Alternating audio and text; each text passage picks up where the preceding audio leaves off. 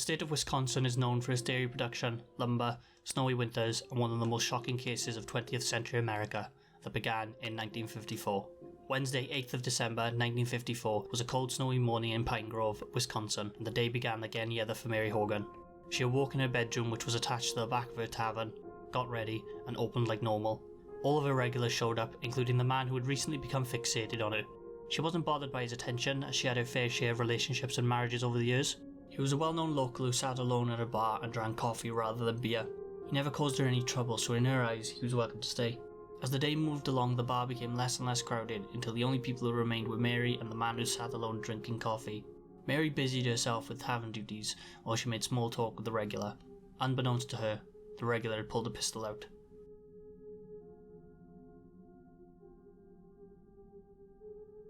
Deer hunting season opened that Saturday morning, which was covered in a blanket of snow in the town of Plainfield, Wisconsin.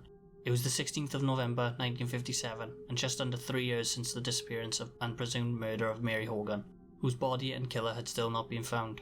Deputy Sheriff Frank Warden left his home in the early hours of that morning to join the rest of the town in the hunt. Anyone able-bodied was out, including women and young children.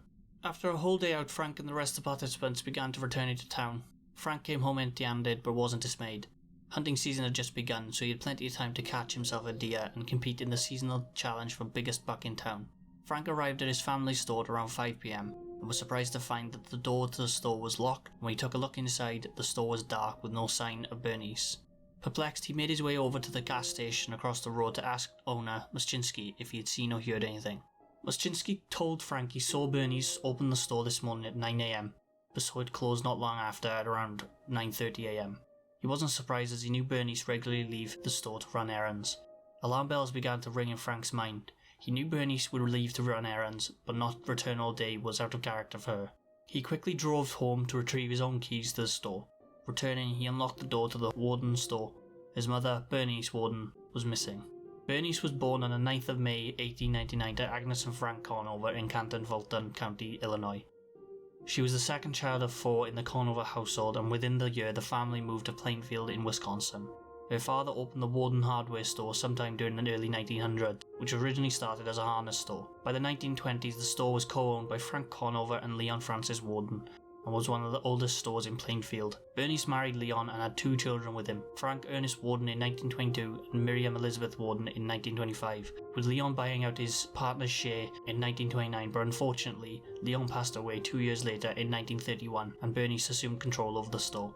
Although she was considered snippy by a few residents of Plainfield, most likely jealousy stemming from her rumoured wealth, she was mostly highly liked in the town of Plainfield, and was the first woman to be honoured on the front page of the local newspaper as Plainfield's Citizen of the Week. The hard-working 50-year-old devout Methodist was a loving mother to her 2 children, Miriam and Frank, and a doting grandmother. The store was not only the main supplier of hardware, appliances and farming equipment, the Wardens were also the freight depot office and the local telegram office, meaning a heavy workload for Bernice, so her son Frank would occasionally help out as much as he could while he had duties of his own. He served as the village constable for a short time and later as the town fire marshal and deputy sheriff. Frank had clearly gained his parents' knack for hard work and diligence. But now his beloved mother was missing, and what he found in the store disturbed the deputy. On the floor was a large pool of blood over by the counter where the cash register once was. A trail of blood led out to the back of the store where there was a mess of blood next to tyre tracks where the Warden van once sat. The state of the store was eerily reminiscent of the crime scene left at Mary Hogan's tavern almost 3 years prior, and Frank was thinking the worst. After searching the store, he called Sheriff Schley, who was 15 miles away in Watoma. After Sheriff Schley heard Frank panically explain the situation, crying murder down the telephone, he then called Sheriff Deputy Fritz, agitated, and told him there was a murder in Plainfield. He asked Fritz to take charge over the case, as he'd only been sheriff for 6 weeks. Both officers made their way down to the store, where they found Frank sitting outside. They entered the building, and this is what Chief Deputy Fritz reported. Over the counter by the cash register there was a pool of blood on the floor, and there was a trail of blood like something had been dragged from the pool into the back where the truck was supposed to be parked. We could see a little messing around the tracks, and there was blood on the dirt, and the truck was gone. They left the store to preserve the crime scene as much as they could, and turned their attention to Frank, beginning to ask him some questions. Ask him if there was anyone who could be a suspect in his mother's disappearance. Frank looked at his peers and blankly said, Ed Gein. By the time Edward was 8 years old in 1914, the family had moved from the city to the rural farm in Washura County, just outside the village of Plainfield, after his mother sold the family grocery store, where he attended Rocker Cree, a local one-room schoolhouse. Edward excelled at reading and academically was an average student, but was unfortunately bullied due to his lazy eye and odd-sounding voice, which was caused by an abnormal growth on his tongue. Edward continued his education isolated and bullied by his peers until he graduated 8th grade and left school at the age of 14 in 1920, where he would remain on the farm to help his family run it. Edward spent the majority of his teen and adult life working on the farm until his father's health worsened to the point where he was too sick to leave his bed and had to be cared for by his family. George passed away due to heart failure brought on by his alcoholism at the age of 66 on the 1st of April 1940. Edward and his brother Henry would become the local handymen for the town, doing menial odd jobs for the residents of Plainfield, which included house repairs, car repairs, and babysitting. He particularly liked to babysit as he felt he could relate to children more than his peers. Even when Edward left school, he still struggled to make friends. He only had his family, and when Edward wasn't doing odd jobs, he liked to read crime magazines, books about anatomy, he played the accordion and flute. He was also a taxidermist. He never drank, smoked, or did any illicit drugs. And just only 4 years later, the Gein family would be struck by another loss. Henry and Edward were battling a bushfire that had gotten out of control. The brothers lost sight of each other during the blaze, and when the fire was extinguished, Henry was later found. He had died of smoke inhalation at the age of 43 on the 16th of May, 1944. Edward and his mother, Augusta, remained. After losing her eldest son, Augusta's health began to worsen, and she eventually suffered a stroke, where she became bedbound, and Edward devoted himself to her care until she passed away from another stroke on the 29th of December 1945, at the age of 67. The officers looked at Frank perplexed at his answer, as everyone in town, including the officers themselves, regarded Edward as a kind, quiet, odd, but harmless handyman who regularly helped out the people of Plainfield, and they could never picture the timid and awkward Eddie being a killer. Frank began to explain his reasoning. He claimed that Edward was recently fixated on his mother and even asked her to go roller skating with him at the newly opened roller rink, which she politely declined. But the main reason is because Edward supposedly came by the night before asking about the price of antifreeze. He also asked Frank if he would be going hunting tomorrow, and the last receipt that had been printed was the payment for antifreeze early that morning, signed by Bernice Warden. Although flimsy and not enough to suspect someone of murder, it was the only lead the police had. So Officer Dan Chase and Deputy Leon Murty were sent to the Gein household to question him. The officers arrived at the farm. Chase stayed in the car while Leon went to the property, who knocked on the door to no answer. He tried once more and claims the door slowly opened to pitch black nothingness. Leon lit a match as the officers had no torches with them, and the home had no electricity. He slowly made his way through the home, calling out to Edward until he came to another door. With no answer, Leon left, alerting the other officers over the radio. The search for Edward had begun. Once the officers regrouped, it was decided that Officer Dan Chase and Deputy Charles Spees would go ahead and search for the 51-year-old, as Dan was friendly with Edward and Charles would accompany him. Dan and Charles would drive out to the Hills grocery store, as Dan knew Edward regularly did his shopping there. Once they arrived, they questioned Mrs. Hills about Edward. She informed the officers that Ed was around back of the store, where Dan and Charles found Ed sitting in his car alone.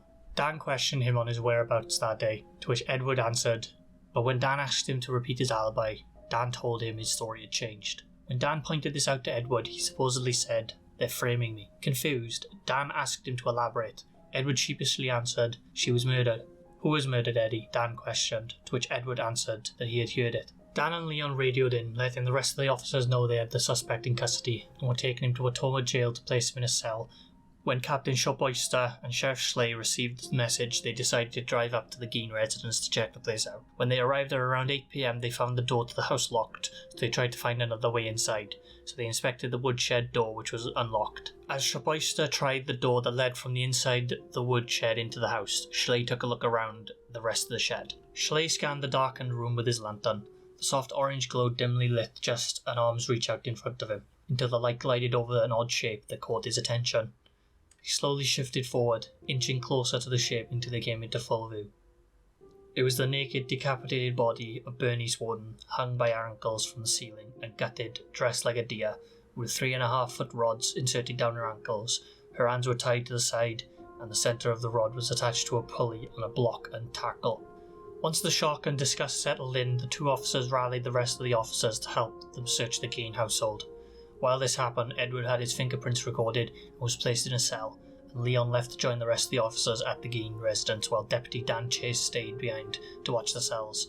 But when Dan returned to the house, he and the rest of the officers would never have been prepared for what they were about to find inside the darkened farmhouse.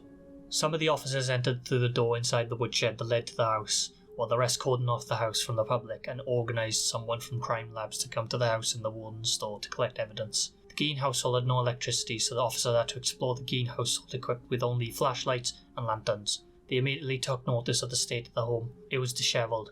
Bones littered the floor and piles of books, papers, clothes and boxes of junk snaked out a path the officers could slowly walk through, eventually leading them to the upstairs, which wasn't as bad, but not by much. As the officers slowly combed through the dishevelled house, one officer came across a skull, to which he believed could be Mary Hogan's head, while another officer, Deputy Leon Murty, found another head that he believed resembled Mary Hogan. Police at the time of Mary's disappearance had a theory that Edward was involved somehow, but had no leads or evidence to back up their theory, so they never investigated Edward.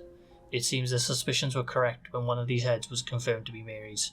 .32 Mauser pistol was found under Edward's pillow during the initial search. It is suspected that this is the pistol that was used to kill Mary Hogan with. The officers kept searching. They found skulls on Edward's bedposts, belt made from the nipples of his victims, bowls made from the skull caps, bones, bone fragments and limbs were found in boxes scattered throughout the home. Several face masks were found, one of which was Mary Hogan's face. Skin was used to upholster a chair. Lips were used to draw strings of a window shade. Skin was used to make a paper wastebasket and a lampshade. The more the officers searched, the more twisted and disturbing the creations they found were. 9 painted vulvae were found in a shoebox, 2 of which were estimated to be that of 15-year-old girls. A young girl's dress, a pair of leggings and corset complete with breasts made from female skin were also found. One officer found a burlap sack, and inside you could see the decapitated head of a woman. He questioned himself every day to why he would do what he did next. He slowly reached inside the sack, grabbed a hold of the hair, and slowly pulled the head out, revealing the decapitated head of Bernice Warden. Her heart had also been found inside a stew pot at the back of the kitchen stove. When the officers finished search of the rooms that were open to them, they noticed 2 closed doors that led to rooms that hadn't been searched yet. Weary on what more horrors they would find behind these doors, they cautiously entered to find the rooms were left in perfect conditions. The rooms were Augusta's bedroom and the living room, which had been untouched since the day she had died, and Edward had been living out the last 12 years mainly in the kitchen and his bedroom. While the search of the Gein house was underway, a forensic investigation of the Warden's store was being conducted where they recovered finger and palm prints that were left behind on a rifle they believed was used to kill Bernice, to compare to Edward's fingerprints that were taken earlier that evening. It was around 2 a.m. on the 17th of November 1957 when Sheriff Schley got to Watoma jail. He inquired to Deputy Dan Chase whether or not Edward had confessed, which he hadn't. Enraged, Schley pinned the thin, timid 5'7" man against the wall, shaking him while demanding he confess, to which Schley knocked Edward's head against the concrete wall. This would be the same day the Warden truck would be found on the other side of Plainfield in a pine plantation. After this confrontation with Sheriff Schley, Edward's first interrogation began later that morning, conducted by Joe Wilimowski of Crime Labs. Initially, Edward vehemently denied murdering Bernice. Although he was easily swayed by suggestion by the interrogator, he would answer questions in a way that would please the questioner, but still stubbornly denied murdering Bernice. It wasn't until he was smuggled out of Watoma jail and shown the body of Bernice Warden would he finally admit to his guilt. He would then go on to explain the events for the day prior, the 16th of November. Edward woke up at 6 a.m. He had no plans to go hunting like everyone else. He needed to go into town to fill his kerosene and antifreeze jugs, stopping at one store for the kerosene and deciding to go to the Warden's store for antifreeze, as the store had a deal on for antifreeze that week. Bernice wouldn't have been surprised to see Edward walk through her door at around 9 a.m, inquiring about antifreeze. She politely greeted Edward and filled a jug he handed her. After he paid and left, Edward returned a few minutes later, now inquiring about a .22 caliber rifle. He explained that he was thinking about swapping his current Marlin rifle for a rifle that could shoot all 3 types of rounds: short, long and long rifle, as his Marlin rifle could only shoot short rounds, and asked if he could take a look at one of the rifles he was pointing at that hung on the gun rack. Bernice agreed and supposedly told Edward, and I quote, "That's my favourite kind of rifle." Edward explains Bernice stood at one of the windows and talked aloud. While he was inspecting the rifle, he found a .22 caliber short round in his overall pocket from the day prior, when he was hunting red squirrels. Edward decided he would test to see if the bullet would fit, as he had previously bought rifles that won't fit .22 caliber short rounds. He struggled to load the rifle after inserting the bullet, as it had a different mechanism to his own rifle. He claimed that when the bullet is loaded, his rifle normally makes a click. Edward claims he never heard this and kept fiddling with the gun until it suddenly went off. He looked up to check on Bernice, who was still staring out the window. Thinking all was okay, he looked back down to the rifle when he heard a loud thump. Bernice was out of sight. She had tumbled to the ground behind the store island where Edward found her body, with blood coming from somewhere. Edward states he doesn't remember what happened after, as he said, and I quote, blacks out at the sight of blood.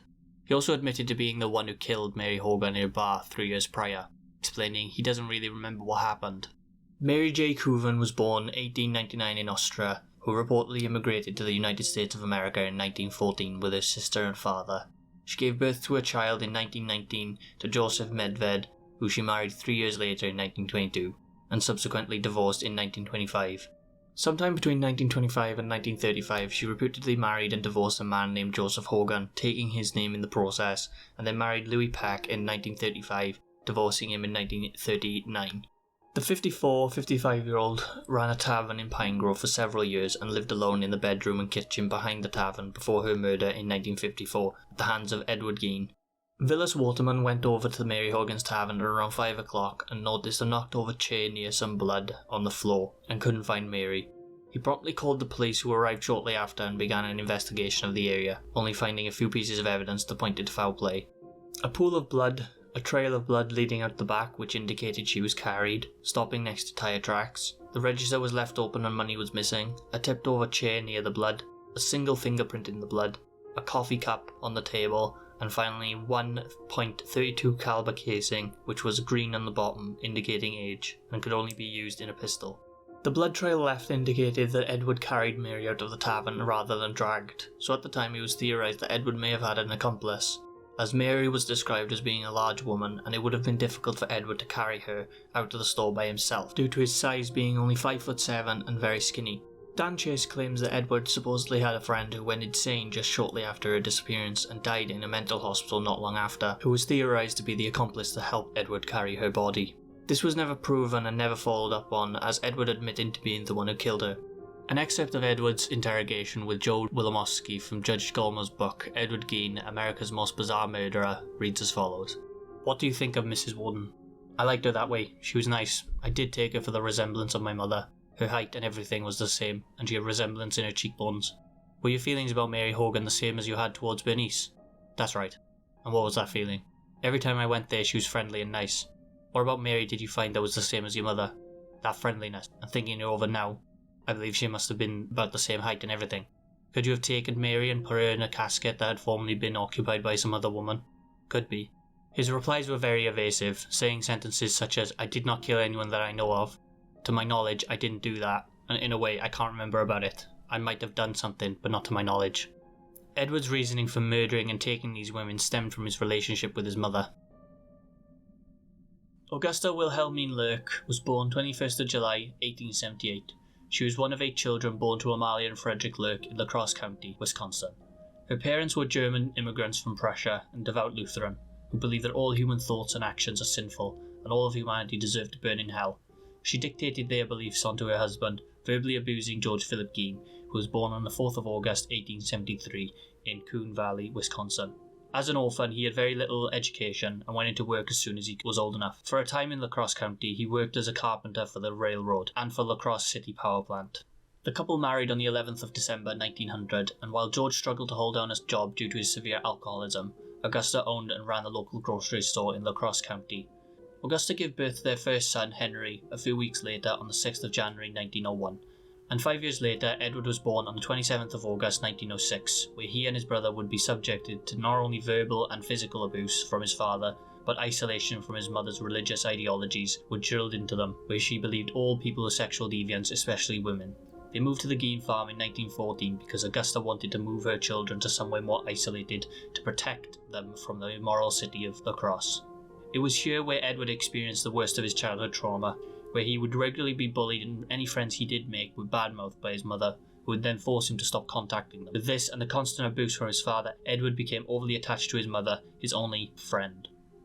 George's alcoholism worsened, his health deteriorated, and nearing his final moments, George was supposedly too sick to move from his bed and care for himself. He passed away due to heart failure brought on by his alcoholism on the 1st of April 1940. It is believed Augusta pushed George to an early grave due to the verbal abuse, which only caused him to drink more.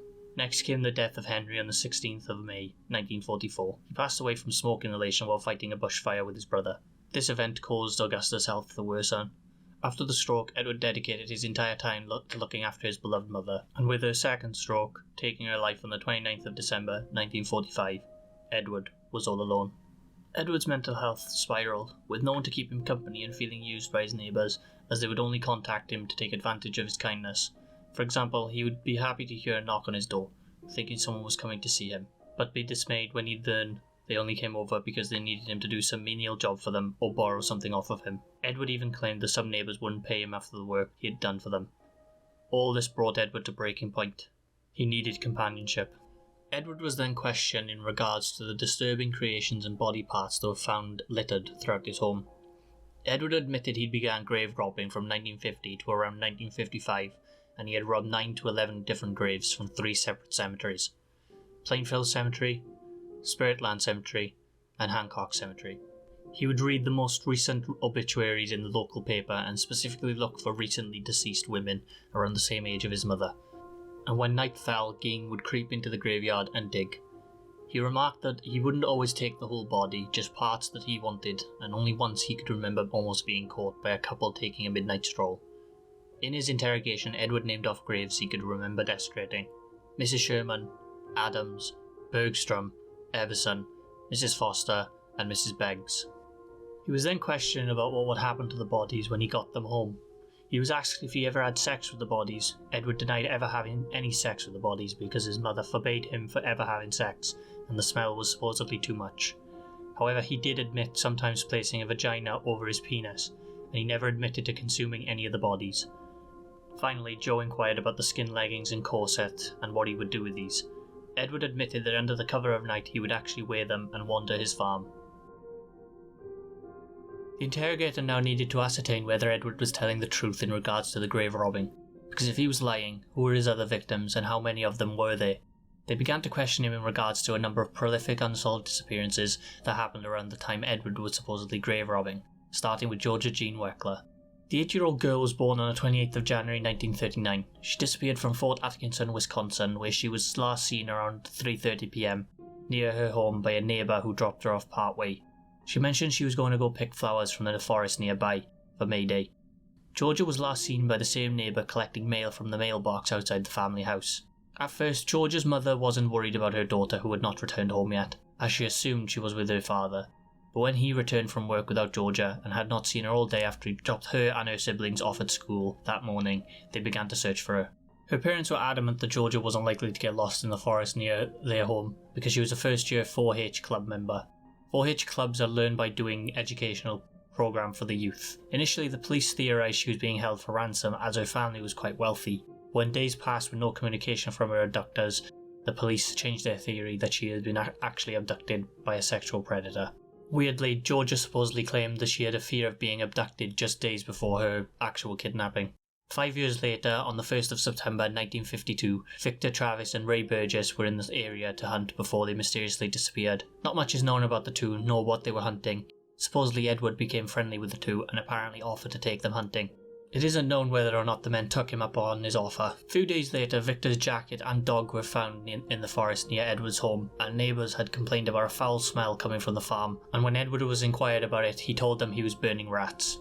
Another high-profile disappearance he was interrogated for was Evelyn Grace Hartley's disappearance that happened on the 21st of October 1953. The 15-year-old from La Crosse County had been babysitting for the next-door neighbours when her father, Richard, noticed she had not turned up to join the family at the town's homecoming game. Richard assumed she was just running late or changed her mind, so decided to call the neighbours to find out. But after multiple unanswered calls, Richard made his way to the home. Richard knocked on the door to no answer, so he began to look through the windows to find the lights were on, but no one was home. Worried for Evelyn, he began to try the doors and windows. They were all locked bar the window to the basement, where the screen had been removed and propped against the outside wall. As Richard entered, he found one of Evelyn's shoes in the basement, and a large pool of blood. As he searched the rest of the home, he found the baby safely sleeping in their cot, and Evelyn's broken glasses were on the floor.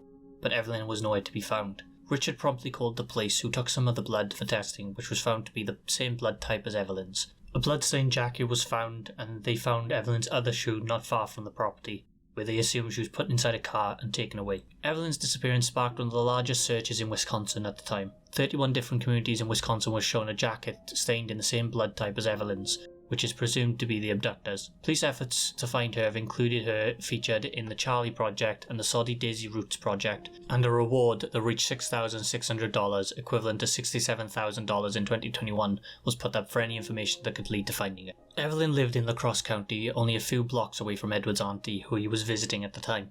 Just like Mary and Bernice, the only evidence of foul play was a pool of blood and blood leading outside, her body presumably put into the back of a car to be taken elsewhere, just like Mary and Bernice. After questioning Edward at length about these missing person cases, they determined they couldn't find any evidence indicating his involvement with their disappearances. Edward apparently told his lawyer William Belter that he believes one of the neighbours were actually the ones involved with Victor and Ray's disappearance, and he could direct police to their burials. Dan Chase followed up on the lead and flew over the area and couldn't find indication of any graves. Proved without a doubt Edward was telling the truth and the body parts came from graves he robbed and not more victims, the officers decided to dig up some of the graves Edward named. One grave was completely empty and another coffin opening had been affected. The woman's body had been removed except certain body parts and some jewellery had been left behind. And so, as this corroborated Edward's story, no more graves were dug up and the officers moved on. During the week of investigating and interrogating, the autopsy of Bernice Warden had been completed by pathologist Dr. Degenberg. This is what he reported, and I quote, Bernice had been decapitated at shoulder level by a smooth circular cut which severed skin and all soft structure, and the vertebral cartilage between the 6th and 7th vertical vertebrae had been cut with a sharp instrument. The body had been opened by a median incision from the manubrium sterni, the centre of the chest, and extending in the midline to the area just above the mons veneris, the area just before the vagina. Here the cut circulated around the external genitalia for the complete removal of the vulva, lower vagina, and the anus with the lowest portion of the rectum.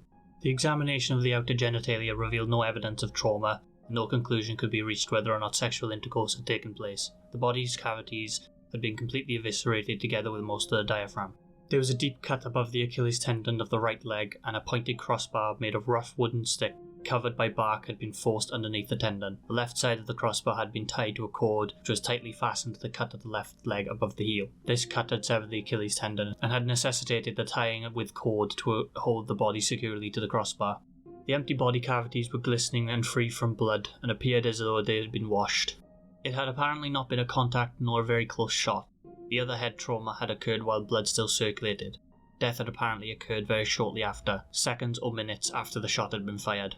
It was theorised that Edward may have slit Bernice's throat like a hunter would to a deer after he shot her. After all, the .22 caliber bullet that killed her wouldn't have caused the amount of blood that was found inside the wooden store. The entire investigation had only lasted 1 week. Just 5 days after his arrest, a surprising news article was released on the 21st of November. Edward had been supposedly dating 50-year-old Adeline Watkins for 20 years, who lived with her mother. She gave details about their relationship to journalists. The relationship apparently started in 1935 and ended on the 6th of February 1955. Adeline described Edward as good, kind and sweet. Eventually, Edward asked Adeline to marry her. She declined not because there was anything wrong with Edward, it's because she was afraid she wasn't able to live up to what he expected of her. She claimed that he was so nice she felt she was taking advantage of him. If the relationship actually had happened, Edward must have kept this secret close, as his mother would have been against it and the relationship probably wouldn't have lasted as long as it did. And if this relationship did in fact exist, Edward began grave robbing while he was still dating Adeline.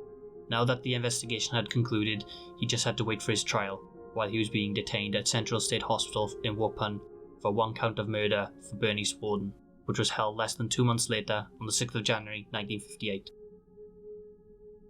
The trial against Edward Gein began with Honourable Judge Herbert A. Bund presiding over the State v. Edward Gein case in Wisconsin Rapids. The state was represented by District Attorney Earl Killeen, with him Attorney General of Wisconsin Stuart G. Honeck and Assistant Attorney General William Platts. It was rare at the time for an Attorney General to be present.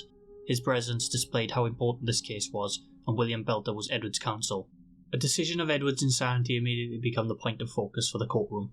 It had to be decided whether or not Edward was able to cooperate with his defence and stand trial, as criminal law still followed the McNaughton rule, which asks, can the defendant be considered to have been insane at the time when the act was committed, and if he or she did not know right from wrong, or did not understand the moral nature of the act because of a mental disease? The testimonies given from here on out were among the most significant and were taken from Judge Robert H. Gallmer's book, Edward Gein, America's Most Bizarre Murderer.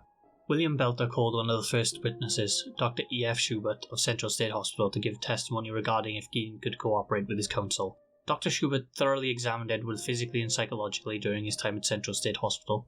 He found that Edward had just below average intelligence at an IQ of 99, 100 being an average, on the Wechsler Adult Intelligence Scale. He failed the Bender-Gesell test, which assesses visual motor functioning, development disorder, and neurological impairments.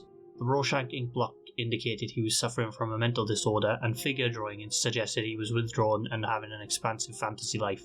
Dr. Schubert concluded his findings believing Edward to be legally insane, and that his illness had been affecting him for at least 12 years, which pinpoints that his illness may have worsened or began the same year his mother, Augusta, passed away. Psychiatrist Dr. Milton Miller, who examined the defendant, testified that he felt Edward was suffering from a long-standing chronic schizophrenic condition, but couldn't state whether or not Edward could consult with his counsel, but agreed with Dr. Schubert that Edward was legally insane. Another psychiatrist, Dr. Edward M. Burns, who examined Edward, testified that Edward was not feeble-minded or mentally deficient, and agreed he was chronically mentally ill. However, he disagreed that Edward was legally insane and that he could cooperate with his counsel. The court asked him if he thought Edward was medically insane but legally sane, and Dr. Burns agreed to this. After hearing the doctor's testimonies about Edward, Judge Bund believed his opinion could not be anything other than to find Edward legally insane and to recommit him to Central State Hospital in Waupun for an indefinite term. Not long after the trial, the townsfolk were let know that the Gein estate were to be auctioned on the 30th of March 1958, and the estate was appraised for $4,700, which is equivalent to $44,000 in 2021. The people of Plainfield were disgusted and outraged to learn the estate would be turned into a tourist attraction called the House of Horrors, and there would be a 50-cent admission fee to explore the house prior to the auction itself, which the Washura County Judge Boyd Clark ruled out, and there were even plans to sell postcards and serve food during the showing, which was ultimately dropped. Subsequently, on the 20th of March, 10 days before the auction, a fire was spotted at the Gein home around 2:30 am, but by the time the fire department reached the estate, the fire had gotten out of control and the home was engulfed, leaving nothing but burnt rubble. There were questions on if the fire was set deliberately because the house was unheated and had no electricity, and if it was a bushfire out of control, there wouldn't have been enough wind to carry the fire to the Gein home. When Edward was told his beloved home had been destroyed, most likely by the townsfolk of Plainfield, he simply replied, "Just as well." Fire Marshal Frank Warden didn't see the fire as an urgent matter, so the investigation into the fire was never determined, and so the auction continued for the 30th with over 2,000 people attending. The auction included the land, farm machinery and Edward's car. His car was bought for $760, which was equivalent to $7,100 in 2021, by Benny Gibson and taken around the country as a sideshow attraction with a 25-cent admission fee. On the 6th of May 1958, Judge Bund ordered the return of several items to the Bernese Warden's estate. That included the $182.75 that Edward stole from the cash register that was seized by Sheriff of Washura County, along with a Winchester brand axe head, mop handle, and a Hampton brand women's wristwatch. Spent 10 quiet years at Central State Hospital until the 16th of January 1968. Judge Robert Gallmer ordered the superintendent of Central State Hospital to remand Edward Gein into the custody of Sheriff Virgil Batterman, and for the sheriff to bring Edward to court, as Central State Hospital assessed that Edward was fit to stand trial.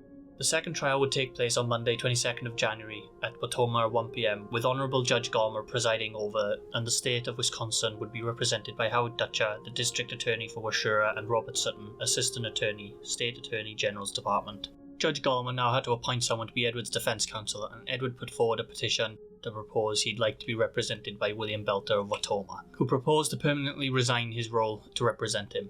He represented Edward at his first trial on 6th of January 1958, which complicated things. William was now the Assistant District for Wautoma at the time, meaning he would need to retire his position to represent Edward once more, to which the court objected on grounds that Edward may claim error due to his appointment.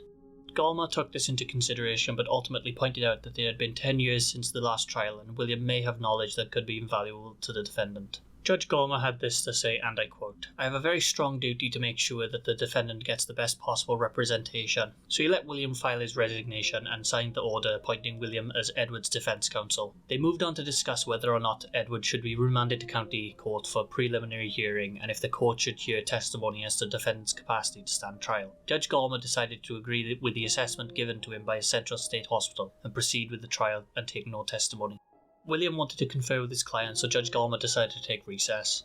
The trial continued on the 23rd of January 1968. William Belter requested the appointment of Dominic Frins of Milwaukee as special counsel for Edward.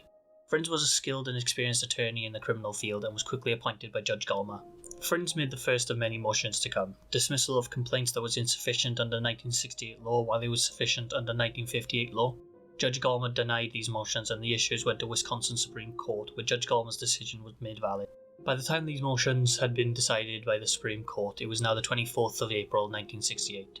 Another 2 motions were made by Edward's defence to suppress the physical evidence the police found, which was the discovery of Bernice Warden's body on Edward's farm, as they searched the property without a warrant, nor did they ever attempt to get one. The second motion was to suppress Edward's confession to Joe Wilimowski, which would mean theoretically Edward would walk free.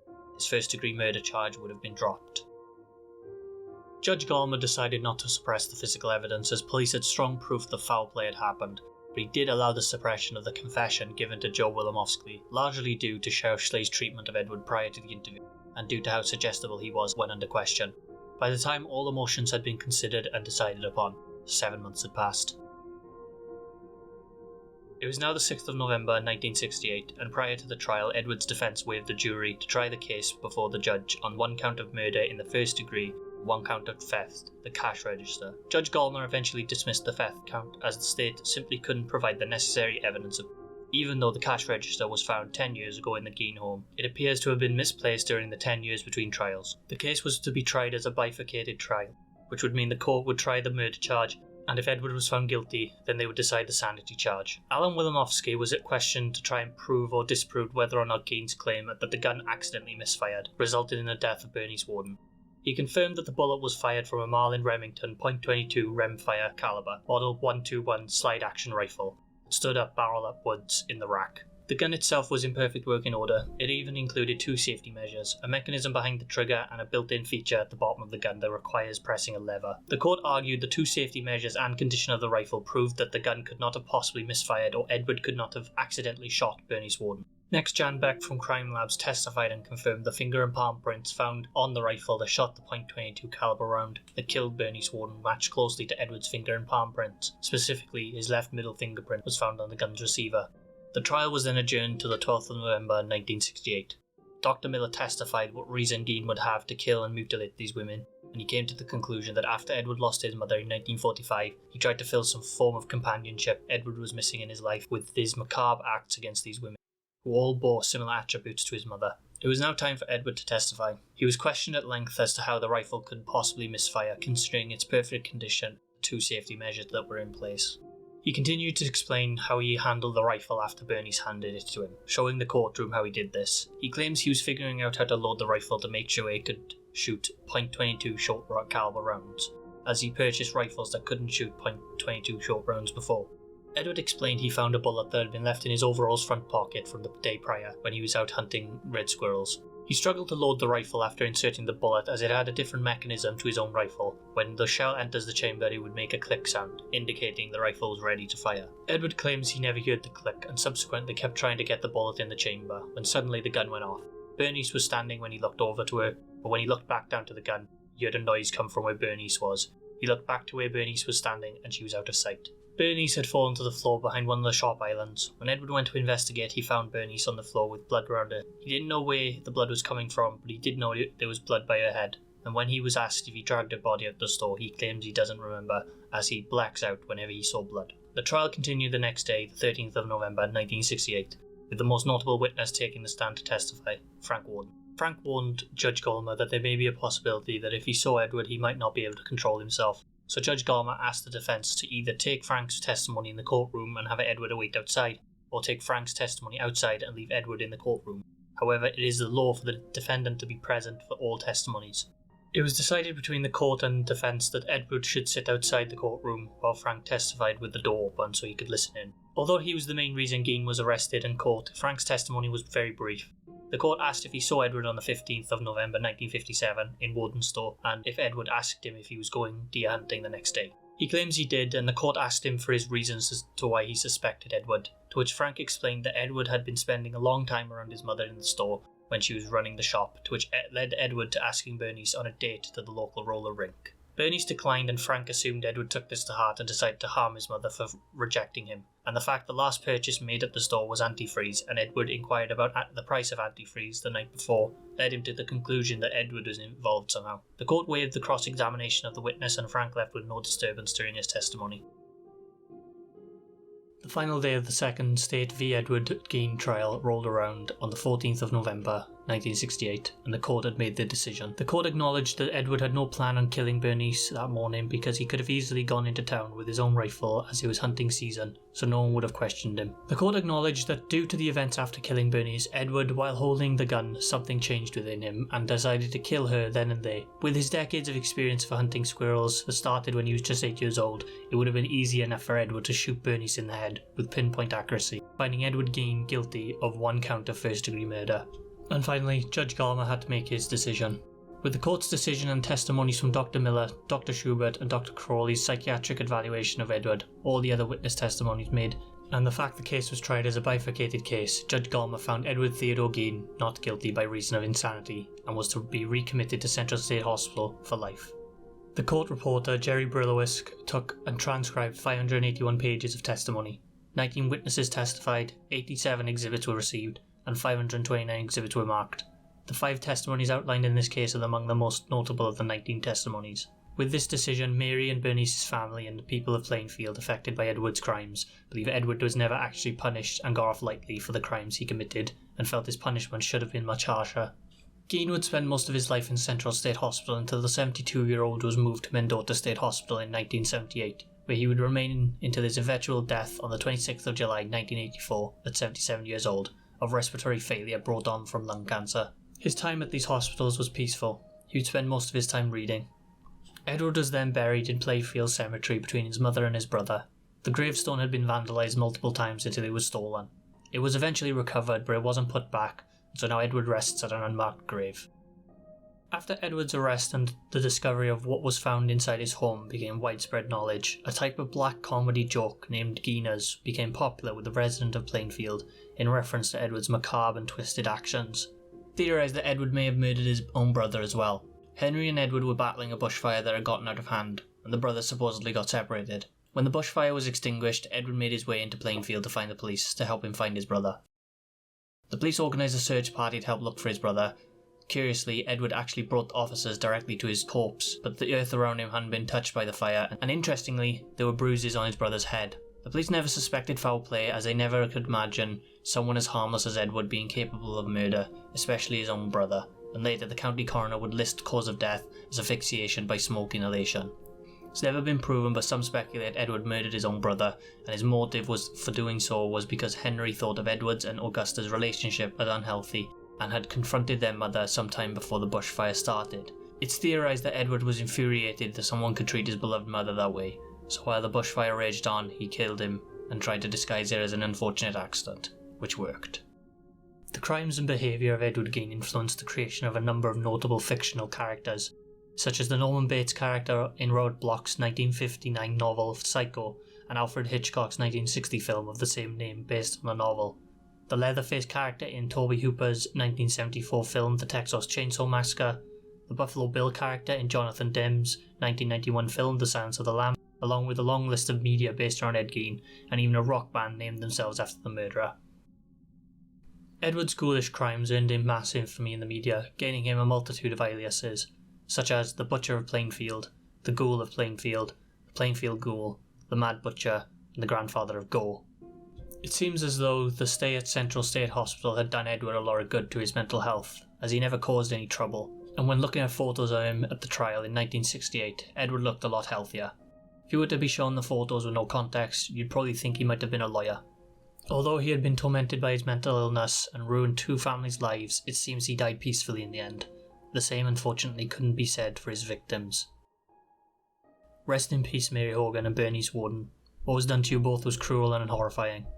I hope you and your families were able to find peace.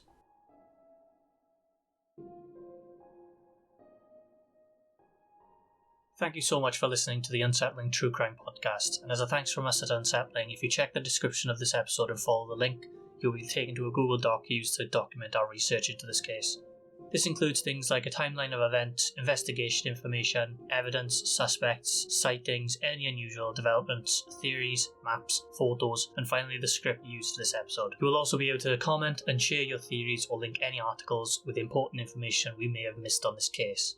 This document also includes every website and news article used to build this case as well.